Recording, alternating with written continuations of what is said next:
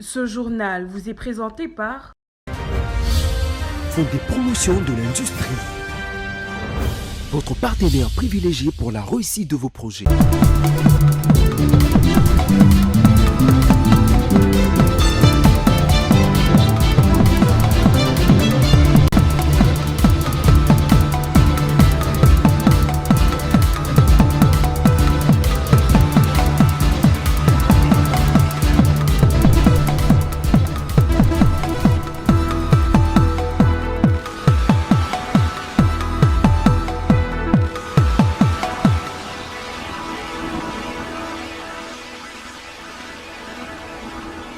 Affaire Constant Moutamba, la Cour de cassation a renvoyé au 23 juillet le procès introductif dans l'affaire opposant l'ancien ministre de la Justice au ministère public. L'audience s'est ouverte ce mercredi à cette cour. Plus de détails dans ce journal. Et puis quelques jours après une première alerte, le ministère de la Santé tire à nouveau la sonnette d'alarme. Le choléra gagne du terrain en République démocratique du Congo avec notamment plus de 33 500 cas ont été recensés depuis janvier dans 14 provinces, dont une trentaine à Kinshasa. Plus de détails également dans ce journal. Et puis après 4 ans de suspension en raison de nombreuses inquiétudes sécuritaires, l'exploitation du projet Mozambique LNG pourrait reprendre d'ici fin 2025. Voilà, madame, messieurs, bonsoir et bienvenue à cette grande édition. La Cour de cassation a renvoyé au 23 juillet le procès introductif dans l'affaire opposant l'ancien ministre de la Justice, Constant Moutamba, au ministère public. L'audience s'est ouverte ce mercredi. L'ex-ministre s'est présenté devant le juge. Constant Moutamba est poursuivi pour détournement présumé de fonds destinés à la construction de la prison centrale de Kisangani dans la province de la Chopo. Le renvoi de sa comparution intervient à la demande de ses avocats qui souhaitent consulter les dossiers afin de mieux assurer la défense de l'ancien ministre de garde de Sceaux. Patience Lokike et Giscard Tamba étaient sur place pour le compte de Geopolis Télévision. Aussitôt ouvert, le procès opposant le ministère public à l'ancien ministre de la Justice, Constant Moutamba, a été renvoyé au 23 juillet. Une décision prise par la Cour à la demande de ses avocats qui affirment qu'ils n'ont pas encore accès au dossier physique de leurs clients. Non, en fait, on a commencé à identifier les clients. Comme la loi les prévoit, nous avons sollicité une remise. C'était au mois, donc nous avions demandé que ça soit au 8. Et la Cour a répondu qu'il ne pouvait pas nous accorder ces détails. Il nous a accordé cette remise au 28. Et pourquoi la remise? Parce que les avocats doivent prendre le temps de lire les dossiers de pièces. On a identifié les prévenus. Nous, comme avocats du prévenu, nous sommes rendus compte que c'est un dossier très volumineux. Nous avons sollicité à l'Auguste Cour pour qu'une remise soit accordée afin que les avocats que nous sommes, nous puissions nous imprégner des éléments précis du dossier et préparer nos moyens de défense. Le procès équitable, c'est l'indépendance du juge, mais c'est aussi le respect de la procédure. Il y va des droits fondamentaux, il y va de l'efficacité de ce qui sera fait ici. Constant Moutamba n'a pas été cité régulièrement.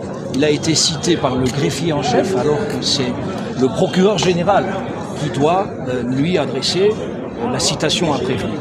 Avant ces renvois, la Cour a procédé à l'identification des avocats de la défense et de l'accusé, arrivés tardivement devant le juge. Moutamba évoque aurait été bloqué dans les embouteillages. Le procès s'est donc ouvert par la prise de parole du ministère public qui a lu les faits reprochés à l'ancien ministre. Pour rappel, Constant Moutamba est poursuivi pour détournement de plus de 29 millions de dollars, fonds destinés à la construction de la prison de Kisangani dans la province de la Chopo, dans le nord-est de la République démocratique du Congo.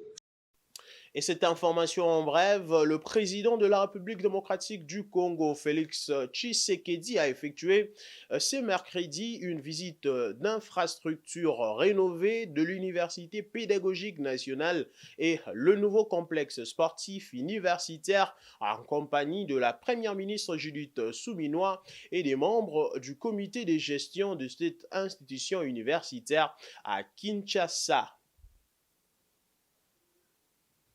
Et bonne nouvelle pour tous les requérants de passeports biométriques ayant introduit la demande avant le 5 juin 2025. L'impression de leurs documents a débuté ce 9 juillet. C'est ce qu'a annoncé le communiqué du ministère de l'Affaires étrangères publié ce même mercredi. Cette opération concerne dans un premier temps le requérant ayant déjà effectué la capture de leurs données biométriques dans l'ancien système. Patience Lokeke.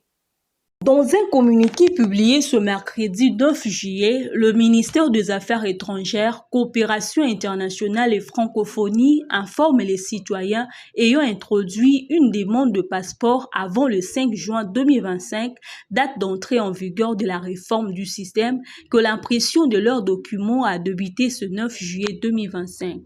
Selon le communiqué, cette opération concerne dans un premier temps le requérant ayant déjà effectué la capture de leurs données biométriques dans l'ancien système. Un premier lot important est actuellement en cours d'impression. À partir du 10 juillet 2025, les personnes concernées seront contactées individuellement afin de retirer leurs documents dans la localité concernée. S'agissant des requérants qui attendaient encore leur capture biométrique avant la réforme, des instructions précises leur seront transmises dans les tout prochains jours afin de permettre leur intégration dans le nouveau système. En ce qui concerne le poste diplomatique et consulaire ainsi que le province, ceux-ci seront progressivement activés dans les semaines à venir et les dates de démarrage seront annoncées au fur et à mesure. Le ministère tient à rassurer tous les requérants, aucune demande ne sera ignorée. Toutes les dispositions nécessaires sont prises pour un traitement rapide,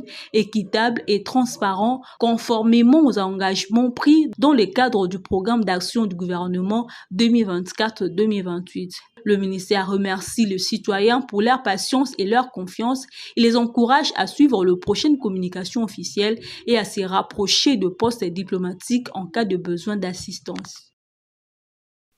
Et je l'ai annoncé tantôt, quelques jours après la première alerte, le ministère de la Santé tire à nouveau la sonnette d'alarme. Le choléra gagne du terrain en RDC avec une flambée inquiétante à Kinshasa depuis fin avril.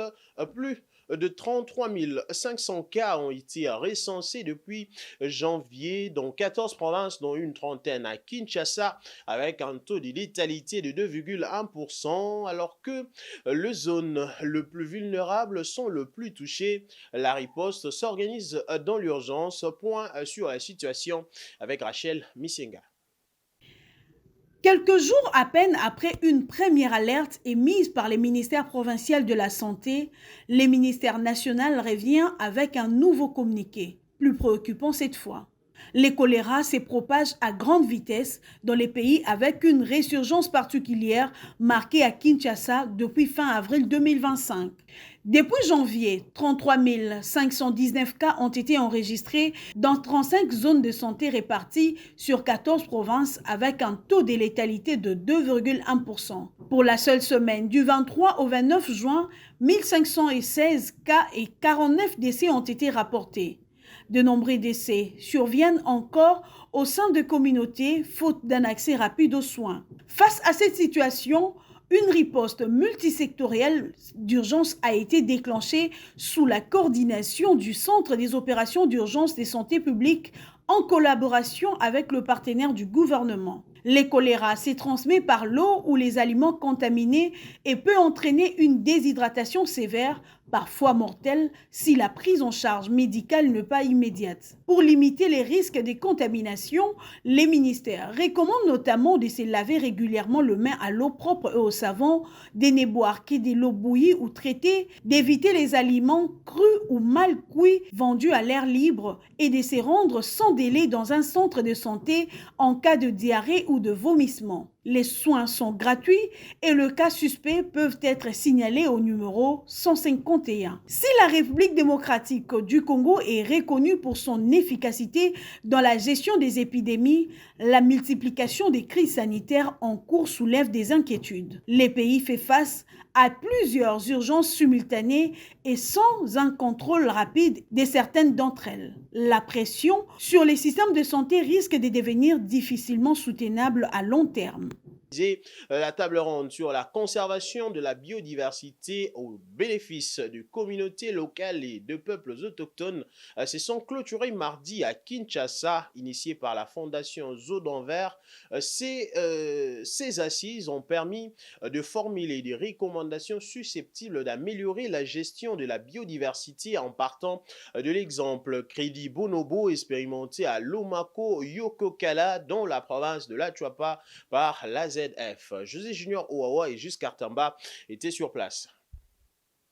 Lancé par le chef de l'État Félix-Antoine Tshisekedi en personne le 5 juillet dernier, les travaux de la table ronde sur la conservation et la valorisation de la biodiversité au bénéfice de communautés locales et de peuples autochtones initiés par la Fondation Zo d'Anvers ont réuni plusieurs experts du domaine qui ont partagé leurs expériences avec comme objectif donner les éléments de la définition d'un cadre réglementaire favorisant l'encadrement et le financement innovant de projets liés à la conservation de la biodiversité. Partant de l'exemple Crédit Bonobo qui devient aujourd'hui un cas d'école, à ce jour dans la contrée de l'Isoko, les experts sont unanimes pour la duplication de ce programme à travers le pays. Mise en œuvre d'une gestion durable de la faune fondée sur la participation communautaire, programme paiement des services environnementaux et conservation, suivi communautaire de l'évaluation de la faune sauvage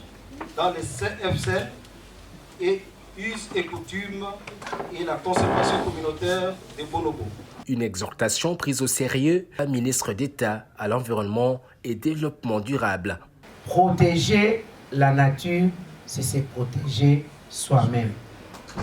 Protéger la République démocratique du Congo, c'est sauver l'humanité, car nous sommes aujourd'hui pays solution face aux enjeux du climat. Pour le professeur Valentin Omasombo, coordonnateur pays de l'AZF, la table ronde a mis en évidence la détermination de la communauté dans son ensemble à poser des bases pour une conservation de la biodiversité profitable à tous. L'étape suivante en ce moment, c'est d'abord de mettre en place les groupes de travail volontaires qui vont continuer à travailler pour mûrir l'esprit et essayer de modeler les crédits bonobo de telle sorte qu'on peut vendre cette idée de crédit bonobo au niveau de la communauté internationale et des différentes réunions internationales. La deuxième chose, c'est qu'il faut une feuille de route et c'est la feuille de route que nous avons commencé. Nous devons la finir. C'est sur base de cette feuille de route-là qu'on va commencer à mettre en œuvre le projet. Même optimisme pour la coopération allemande qui a contribué à la mise en œuvre de cette table ronde. Il faut rappeler que l'expérience de l'Isoko a permis à l'AZF de suivre une trentaine de bonobos habitant dans les 30 sur 300 km² de la contrée en rémunérant les communautés via des projets d'intérêt commun jusqu'à 15 000 $ américains l'an en raison de 50 $ par bonobo.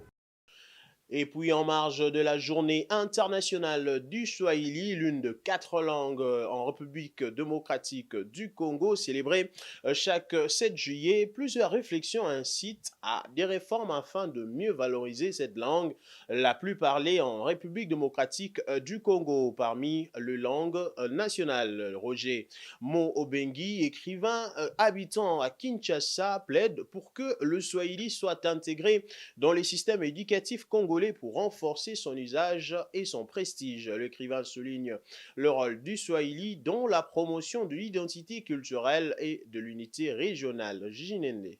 L'écrivain est convaincu. Pour lui, le Swahili est l'un des instruments d'intégration régionale et d'affirmation culturelle. La langue swahili devait être Kiswahili, introduite dans le système éducatif en RDC, d'abord comme un système de communication, mais aussi de valorisation identitaire. Introduire les Swahili dans les systèmes éducatifs congolais me semble être une démarche à la fois judicieuse et profondément bénéfique.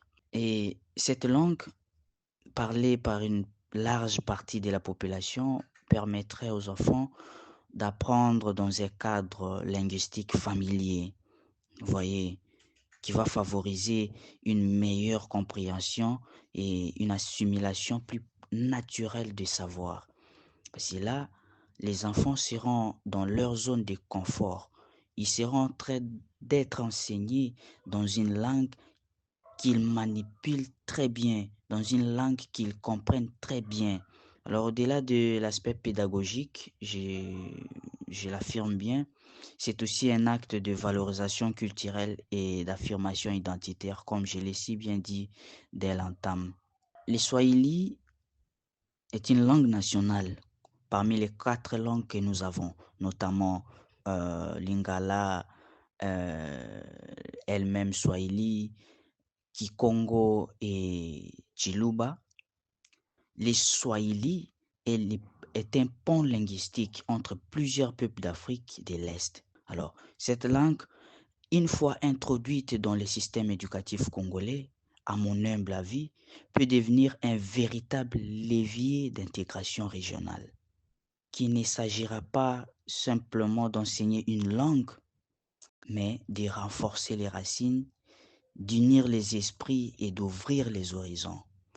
Ayant foi en notre identité culturelle. Comme lui, ils sont plusieurs ceux qui souhaitent mettre en valeur cette langue. En effet, le Swahili est la langue la plus parlée en RDC parmi les langues nationales. 40% des Congolais sont locuteurs de cet idiome. De l'est de la RDC au sud, en passant par le nord-est, voire le centre du pays, cette langue a gagné des locuteurs. Malgré son importance, le Kiswahili reste peu utilisé dans la littérature en RDC et le temps consacré à son enseignement dans le système éducatif est limité à des zones géographiques. Il convient de noter que le Kiswahili est l'une des langues les plus parlées de la famille bantou et la plus utilisée en Afrique subsaharienne. Avec plus de 200 millions de locuteurs, elle fait partie des 10 langues les plus parlées au monde. En tant que langue véhiculaire dans de nombreux pays d'Afrique orientale, centrale et australe, ainsi que certaines régions du Moyen-Orient, le Kiswahili est également enseigné dans les principales universités et écoles supérieures à travers le monde. Et dans les domaines sportifs, à présent, les Léopards dames de la République démocratique du Congo ont rendez-vous avec leur destin dans cette Coupe d'Afrique des Nations féminines Maroc 2024 tout à l'heure au stade olympique de Rabat devant le Lyon de la classe du Maroc. Sous le coup donc de 20h, le Fauve s'attendent à aborder leur deuxième sortie d'une autre manière, question de soigner leur débâcle face au Sénégal en première journée. Suivez.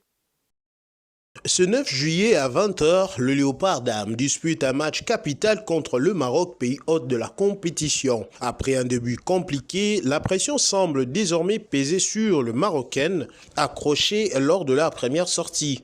À la veille de ces matchs décisifs face au pays hôte, le sélectionneur de la RDC, Hervé Hapi, affiche une grande sérénité. Un état d'esprit de revanche et vraiment de se mettre dans les meilleures dispositions pour aborder ce match et se dire que ce match, nous, on veut à tout prix le gagner. Donc voilà un petit peu l'état d'esprit. Il peut pas être autrement, hein, puisque l'idée c'est de sortir de la poule et pour ça il faut gagner demain. Toute conscience qu'on a loupé notre première mi-temps. On a essayé de faire une meilleure deuxième mi-temps. On a montré notre visage. On s'est créé plus d'occasions en deuxième mi-temps en montrant plus de détermination.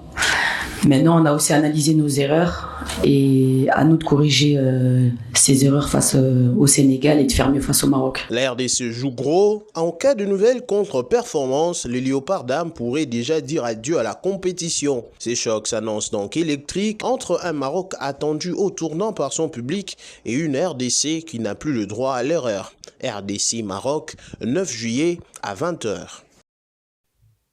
Et c'est donc avec cette information sportive que nous allons nous envoler en dehors de frontières de la République démocratique du Congo.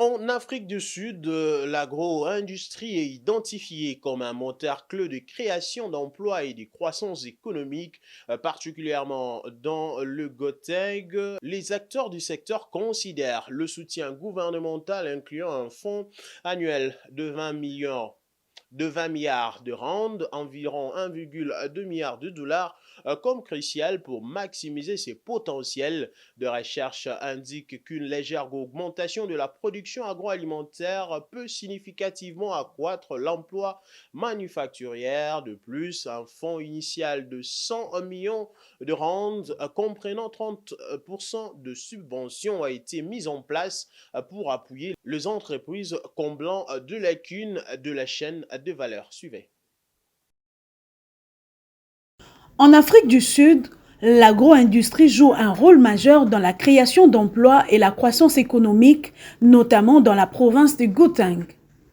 Les acteurs du secteur estiment qu'un soutien gouvernemental est crucial pour exploiter pleinement ses potentiels. Selon les responsables de l'agriculture et du développement rural au Gauteng, des études indiquent qu'une hausse de seulement 2% de la production agroalimentaire pourrait générer une augmentation de 10% de l'emploi manufacturier. Elle est exprimée lors de la convention et l'Expo 2025 sur l'agrotransformation se sont tenues à Midrand le 5 juillet. Un fonds initial de 100 millions de rands sud-africains a été également annoncé par le Fonds national d'autonomisation pour soutenir les entreprises de l'agro-industrie avec 30% du fonds sous forme de subventions ciblant les chaînes marquantes du secteur.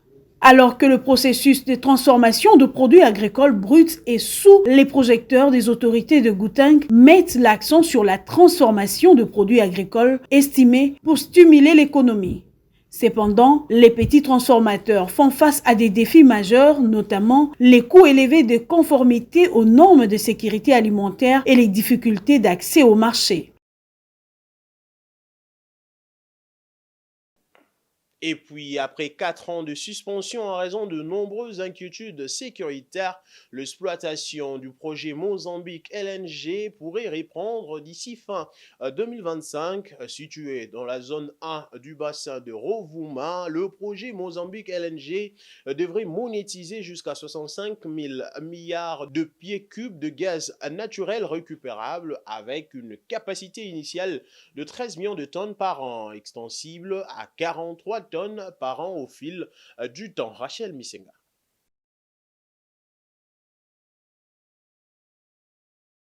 L'exploitation du projet Mozambique LNG d'une valeur de 20 milliards de dollars est située dans la province du Cabo Delgado au nord du Mozambique devrait être relancée avant fin 2025. Suspendu en 2021 en raison de l'insécurité due à une insurrection djihadiste, ce projet reprendra ses travaux dès cette année grâce au retour à la stabilité politique et à l'obtention de financements importants. Situé dans la zone 1 du bassin offshore du Rovuma, les projets Mozambique LNG a pour objectif de valoriser jusqu'à 65 000 milliards de pieds cubes de gaz naturel. Sa production initiale est prévue à 13 millions de tonnes de gaz naturel liquéfié par an avec une capacité d'extension pouvant atteindre 43 millions de tonnes. Le projet Mozambique LNG est financé par une dette senior de 14,9 milliards de dollars, la plus importante jamais levée en Afrique, complétée par un prêt de 4,7 milliards de dollars. Une fois opérationnelle, cette infrastructure devrait positionner le Mozambique comme le deuxième producteur mondial de gaz naturel liquéfié.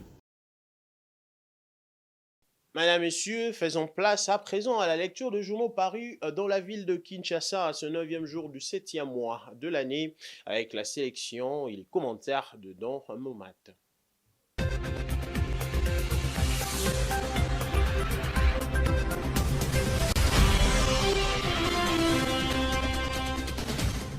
De l'éthique publique à la querelle partisane, de la géopolitique à la foi, pour aujourd'hui, chaque journal trace sa ligne. Mesdames, Messieurs, bonsoir et bienvenue à cette revue de presse. La Cour de compte revient à la charge, affirme Géopolis Hebdo, et ne laisse place à aucune ambiguïté. Rwashi Mining et Kinsenda Copper Company ont pendant 5 ans minorer le montant dû au titre de la redevance destinée aux communautés impactées. La rigueur comptable se confronte ici à des pratiques d'évitement fiscal que l'institution entend désormais corriger à tout prix. Le nouvel observateur, quant à lui, campe un tableau plus géopolitique, évoquant un Paul Kagame désorienté après la signature de l'accord de paix de Washington entre la RDC et le Rwanda. La comparaison avec Mobutu et Savimbi n'est pas fortuite. Cela n'arrive pas qu'aux autres. Le journal prévient, l'histoire africaine n'est peu indulgente avec ceux qui s'illusionnent sur la fidélité des puissances extérieures. Sur un autre front international, à Washington, Info 27 couvre l'intervention du ministre de la Justice congolais à une conférence à Washington sur la CPI. Dans une posture morale et juridique sans détour, il déclare « Il ne peut plus y avoir d'impunité pour les crimes d'agression ». Une déclaration qui, mise en regard des accusations portées par le nouvel observateur à l'encontre du Rwanda, prend une dimension stratégique entre justice internationale et tensions régionales. Les lignes se croisent. En politique intérieure, Econews expose une UDPS fracturée, tiraillée entre ambitions personnelles. Le cœur de la dernière crise, une réunion stratégique convoquée sans la présence du secrétaire général du parti, Augustin Kabouya, qui affirme ne pas avoir été appelé sciemment. Selon lui, il s'agirait d'une manœuvre orchestrée par certains cadres, notamment le vice-premier ministre de l'Intérieur, Jacquemain Chabani, accusé d'avoir préféré inviter Tshilumbai, deuxième personnalité de l'Assemblée nationale, et également membre de l'UDPS, sans en informer la hiérarchie du parti. Mais dans Africa News, le camp Chabani rejette cette lecture. D'après eux, la réunion avait pour but de désamorcer une crise institutionnelle dans les Kasaï centrales. Elle était donc réservée, disent-ils, aux députés provinciaux et aux élus nationaux de cette région, ce qui expliquerait la présence de Tshilumbai et l'absence de Kabouya. Deux récits pour une même scène, deux logiques irréconciliables. Dans un registre à part, la prospérité rend hommage aux bienheureux. Floribert Bwanachui, dont le martyr devient symbole de probité dans un pays miné par la corruption. La consoeur cite Monseigneur Mouteba. Il a été assassiné pour avoir refusé de céder à la corruption. À travers une célébration religieuse organisée en sa mémoire le 8 juillet à Goma, c'est toute une leçon d'intégrité qui est rappelée à une nation souvent prise dans des jeux de pouvoir et d'influence, commente le tabloïd. Ici, la foi rejoint l'exemplarité, offrant un contraste apaisant avec les tensions politiques et les affrontements institutionnels décrits ailleurs. Fin de cette revue de presse. Merci à vous de l'avoir suivi et à la prochaine.